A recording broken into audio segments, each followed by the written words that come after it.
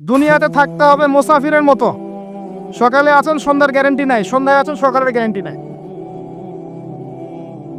দুনিয়াতে মুসাফিরের মতো। দুনিয়ার প্রেম দূর করতে হবে। 2 নাম্বার, মনের মধ্যে হিংসা রাখা যাবে না। কি রাখা যাবে না?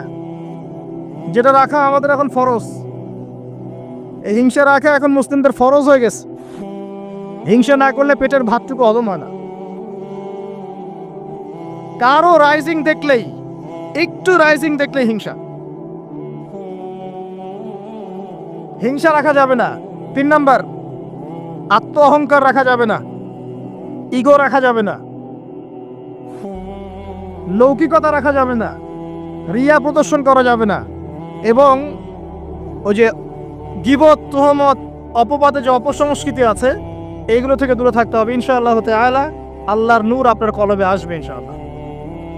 তখন ইনশাআল্লাহ তাআলা আপনি খিজির হবেন আলাইহিস সালাম, যে কিনা অনেক দূর পর্যন্ত দেখতে পারে, যা মূসা আলাইহিস সালাম পর্যন্ত পারেন নাই। সুবহানাল্লাহ। আসেন, এই খিদির আলাইহিস সালামকেই আল্লাহ পাক বলেছেন শেষ জামানার সবচেয়ে জ্ঞানী মানুষ। মানে জামানা না, পুরো ইউনিভার্সের সবচেয়ে জ্ঞানী মানুষ। মূসা আলাইহিস সালাম বলেছিলেন আমার চেয়ে জ্ঞানী কেউ নেই, আল্লাহ পাক বলেছেন খিদির আছে। শেষ জামানার সূরা আল কাহফ এর মধ্যে তার কথা আছে। এটা আপনাকে ডাইরেকশন দিচ্ছে যে শেষ জামানায় যদি আপনি হকপন্থী হতে চান, আলোর সন্ধান পেতে চান, খিদির আলাইহিস সালামের মতো দূরদর্শিতা সম্পন্ন হতে হবে। আল্লাহ পাক তৌফিক দান করুন। হাদিসের বইগুলো পড়েন, ওস্তাদের কাছে গিয়ে শেখেন। এরপরে সোহবত আপনাকে আত্মশুদ্ধি দিবে। আত্মশুদ্ধির কিছু পথ ও পদ্ধতি বলে দিলাম। এখানে আমি একটা হাদিস বলবো, এই হাদিসটা খুব ভালো করে শোনেন। আল্লাহ রাব্বুল আলামিন বলেছেন হাদিসে কুদসি যে আল্লাহ পাক যেগুলো ফরজ করেছেন, ওয়াজিব করেছেন, এগুলো যখন একজন বান্দা নিয়মিত করতে থাকে এবং এর সাথেও নফল কাজ করতে থাকে, আল্লাহ পাক সেই বান্দাকে ভালোবেসে ফেলেন। আল্লাহ পাক যখন কোনো বান্দাকে ভালোবাসেন তাকে ডেকে নিয়ে আসেন, তাকে ডেকে নিয়ে বলেন, সরি, এই যে আপনি ওঠাউঠি করছেন, আমার কনসেন্ট্রেশন নষ্ট হচ্ছে। যখন আল্লাহ পাক কাউকে ভালোবাসেন তখন জিবরাইল আলাইহিস সালামকে ডেকে নিয়ে আসেন। ডেকে নিয়ে এসে বলেন যে পৃথিবীতে অমুকের পুত্র অমুক, তাকে আমি ভালোবাসি, হে জিবরাইল তুমিও তাকে ভালোবাসো। এরপর জিবরাইল আলাইহিস সালাম তাকে ভালোবাসতে থাকেন এবং অন্যান্য মালায়েকাদেরকে ডেকে জিবরাইল আলাইহিস সালাম বলেন আল্লাহ অমুককে ভালোবাসেন, আমিও তাকে ভালোবাসি, তোমরা সবাই তাকে ভালোবাসো। এরপর সমস্ত ফেরেশতারা তাকে ভালোবাসতে শুরু করেন। এরপর ফেরেশতা মণ্ডলী পৃথিবীতে আসেন, এসে দুনিয়াবাসীকে উদ্দেশ্য করে বলেন যে অমুকের পুত্র অমুককে আল্লাহ ভালোবাসেন, জিবরাইল ভালোবাসে, আমরা ভালোবাসি, তোমরা সবাই তাকে ভালোবাসো। এরপর দুনিয়ার মানুষদের কাছে তার মর্যাদা বাড়িয়ে দেওয়া হয়, তার দিকে মানুষের মনকে ঘুরিয়ে দেওয়া হয় এবং তার প্রতি মানুষের ভালোবাসা সৃষ্টি করে দেওয়া হয়। আল্লাহ পাকের নূর যখন আপনার ভিতরে আসবে, ইনশাআল্লাহ দেখবেন আল্লাহ রাব্বুল আলামিন আপনার হাতে তার দ্বীনের পতাকা দিবেন ইনশাআল্লাহ আযza ওয়া জাল্লা। তাজকিয়ার প্রয়োজন, তাজকিয়া না আসলে নূর আসবে না। লাভ নাই ভাই, প্রচুর ইবাদত বন্দেগী করে মনের মধ্যে অহংকার রেখে কোনো লাভ নাই। অনেক কিছু করছেন, নিজেকে মনে করছেন আপনি সুপিরিয়র, অন্যরা সব ককরোচ, আপনি জান্নাতের ডিলার, লাভ নাই। ইবলিসের আকীদা এটা ইবলিসের আকীদা। খলাকতানি মিন নার ওয়া খলাকতাহু মিন তিন।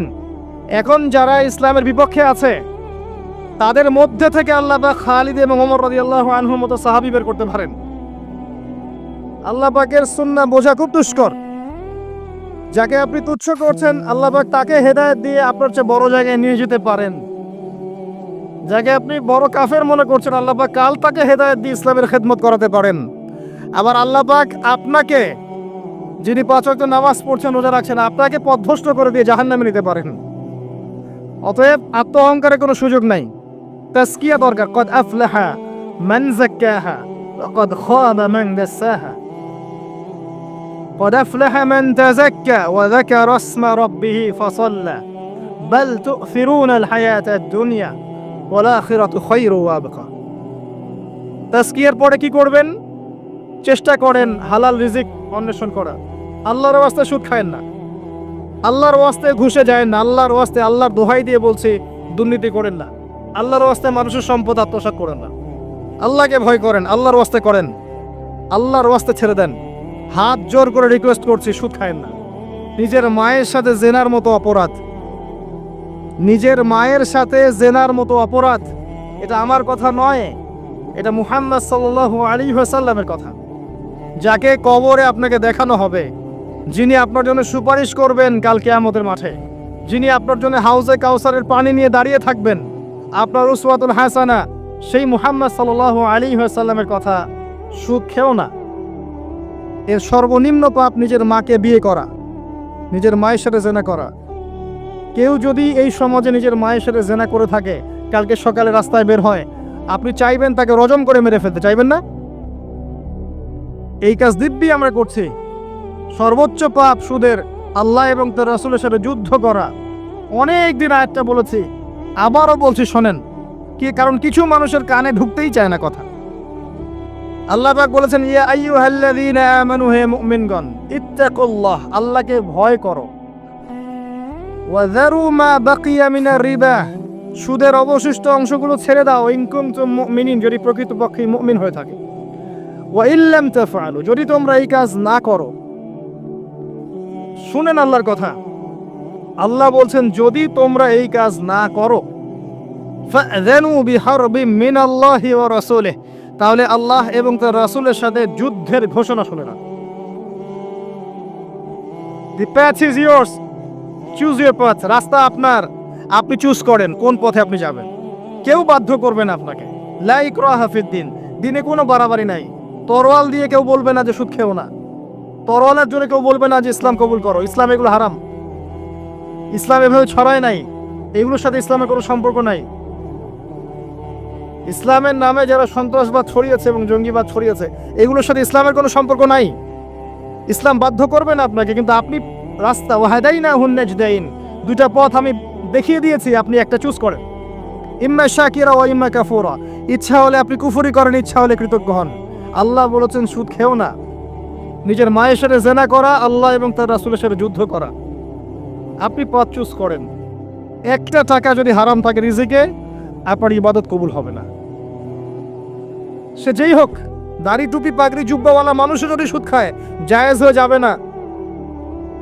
পৃথিবীর সমস্ত মানুষ যদি ভোটাভুটি করে যে সুদ হালাল, হালাল হয়ে যাবে না। পরিবারের হালাল রিজিকের ব্যবস্থা করেন। অনেক মানুষ দেখা হয়, কথা হয়, মেসেঞ্জারে টেক্সট করে, হোয়াটসঅ্যাপে নক করে, বড় চাকরি করতো, 60,000 70,000 80,000 টাকা বেতন পেত, তখন রিজিকে বরকত ছিল না, ছেড়ে দিয়েছে, চায়ের দোকান দিয়েছে, এখন রিজিকে বরকত আছে। আজকে একজনের সাথে দেখা হয়েছে, তিনি ইউএস বাংলা এয়ারলাইন্সে কাজ করেন। আমাকে বলছেন, ভাই, মুরব্বী মানুষ, আমার পরিবারের সদস্য সংখ্যা বেশি ছিল, হারাম জবে ছিলাম, সুদ খেতাম, সুদি এনজিওতে কাজ করেছি, আপনার লেকচার শুনেছি, আলহামদুলিল্লাহ, আল্লাহ পাক শুনিয়েছেন তাকে, এখানে আমার কোনো ক্রেডিট নাই, তিনি ছেড়ে দিয়েছেন, এখন এখানে কাজ করেন। আমি বললাম, পরিবারে কি কোনো সমস্যা হয়, রিজিকে বরকত আছে না? তিনি বলছেন, এখন বারাকার শেষ নাই। বলছে কেউ অসুস্থ হয় না পরিবার আমার এখন, আগে ডেইলি অসুস্থ হতো। আমার টাকা চুরি চামারি হয় না, আগে আমার টাকা আত্মসাৎ হয়েছে। বরকত কি জিনিস আপনাকে বুঝাই, বরকত চোখে দেখা যায় না। আপনি হালাল রিজিকে থাকেন, দেখবেন আপনার পরিবারের মানুষ কম অসুস্থ হচ্ছে, খরচ কমে গেল, আপনার সম্পদ চুরি ডাকাতি হচ্ছে না, নিরাপদ আছে। আপনার অল্প রিজিক আল্লাহ রহমত বরকত ঢেলে দিলেন, অল্প খেয়ে আপনি তৃপ্ত, মেডিসিনের খরচ নাই, অসুস্থতার খরচ নাই, আজে বাজে কোনো খরচ নাই, কারণ আপনি হারাম খাচ্ছেন না। বরকত চোখে দেখা যায় না, এটা বুঝতে হয়। আবার দেখবেন মাসে কোটি টাকা আর্ন করছেন, এই যে বড় একটা ক্যান্সার, এই যে কি একটা রোগ শেষ হচ্ছে আরেকটা শুরু হচ্ছে, বাবার অসুখ, মায়ের অসুখ, এই সমস্যা ওই সমস্যা, একটার পর একটা লেগেই আছে। এই প্রজেক্ট নষ্ট হচ্ছে, ওই প্রজেক্ট নষ্ট হচ্ছে, আবার মানুষ ছিনতাই করছে, চুরি ডাকাতি করছে। এটা আল্লাহ পাকের গজব। রহমত বরকত চোখে দেখা যায় না, এটা আপনাকে বিশ্বাস করতে হবে যে আল্লাহর পক্ষ থেকে এগুলো আসে। ইমানের 6 পিলার সব তো গায়েব, আল্লাহ বিশ্বাস গায়েব, মালায়েকা ওয়া কুতুবিহি ওয়া রুসুলিহি ওয়াল ইয়াউমিল আখির ওয়াল কদরি খাইরি ওয়া শাররি, সবই গায়েব। অদৃশ্য বিশ্বাসের নামই তো ঈমান। তো বরকত রহমত কি দেখা যাবে? দেখা যাবে না। রূহ বা আত্মাকে দেখেছেন? আপনার শরীরে নাই। এভাবেই আল্লাহর রহমত বরকতে বিশ্বাস করতে হবে। আল্লাহ পাক ইনশাআল্লাহ তাআলা আপনার হালাল অল্প রিজিকে বারাকা দিবেন ইনশাআল্লাহ। আল্লাহর ওয়াস্তে দুর্নীতি করেন না, আল্লাহর ওয়াস্তে করেন না। আমি বলি একটা হাদিস শোনাই, আমরা তো দায়িত্ব পেলে অনেক খুশি হই। রাসূলুল্লাহ সাল্লাল্লাহু আলাইহি ওয়াসাল্লাম বলেছিলেন, হে আবু যার, তুমি কখনো দুইজন ব্যক্তির দায়িত্ব নিতে যেও না। যদি দুইজন ব্যক্তির দায়িত্ব নাও, যেন তোমাকে ছুরিবিহীন জবাই করে ফেলা হয়েছে, কারণ প্রত্যেককে তার দায়িত্ব সম্পর্কে জিজ্ঞাসা করা হবে। আমরা তো খুশি হই। রাসূল সাল্লাল্লাহু আলাইহি ওয়াসাল্লাম বলেছেন, তোমরা কি জানো সবচেয়ে বড় মিসকিন কে? সবচেয়ে বড় মিসকিন কে? দরিদ্রকে? সাহাবীরা বলছেন, আমরা তো মনে করি যার কাছে অর্থ সম্পদ কম সেই বড় মিসকিন। আল্লাহ রাসূল বলছেন, ভুল। শোনো, সবচেয়ে বড় মিসকিন সেই ব্যক্তি যে ব্যক্তি পরকালে অনেক নেকি নিয়ে উঠবে, নামাজ, রোজা, হজ, যাকাত, উমরা, হজের নেকি, বিশাল বিশাল নেকি। এরপরে সে দেখবে সামনে মানুষ দাঁড়িয়ে আছে, কারো গীবত করেছে, কাউকে তহমত দিয়েছে, কাউকে অপবাদ দিয়েছে, কারো টাকা চুরি করেছে, কাউকে অন্যায়ভাবে জুলুম করেছে, কাউকে পিটিয়েছে, কারো সম্পদ লুট করেছে ইত্যাদি। তখন আল্লাহ পাক বলবেন, শোধ করে দাও। কিভাবে শোধ করা হবে? ফেরেশতারা জিজ্ঞাসা করবেন। আল্লাহর পক্ষ থেকে হুকুম আসবে, এই ব্যক্তির নেকিগুলোকে ওদের আমল নামে কনভার্ট করো। বলছি শেয়ার ইটে পাস করে দাও। ওটা আরো বড় টেকনোলজি হবে ইনশাআল্লাহ তাআলা। বলার সাথে সাথেই আপনার নেকি আমার নেকি দেখা যাবে চলে গেছে, নাউজুবিল্লাহ। এবার সব নেকি শেষ। এবার কি হবে? অর্ডার আসবে, তাদের গুনাহগুলোকে এই ব্যক্তির আমল নামে চাপিয়ে দেওয়া হবে। এরপর আল্লাহ পাক বলবেন, ইকরা কিতাবাক, পড়ো তোমার কিতাব। ওয়া কাফা বিনাফসিকা আল-ইয়াওমা আলাইকা হাসিবা, আজকে তুমি তোমার হিসাব নেওয়ার জন্য যথেষ্ট।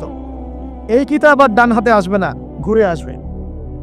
ওয়া আম্মা মান উতিয়া কিতাবাহু বিশিমালিহি ফাসাউফা ইয়াদউ সুবুরা, তখন সে মৌতকে ডাকতে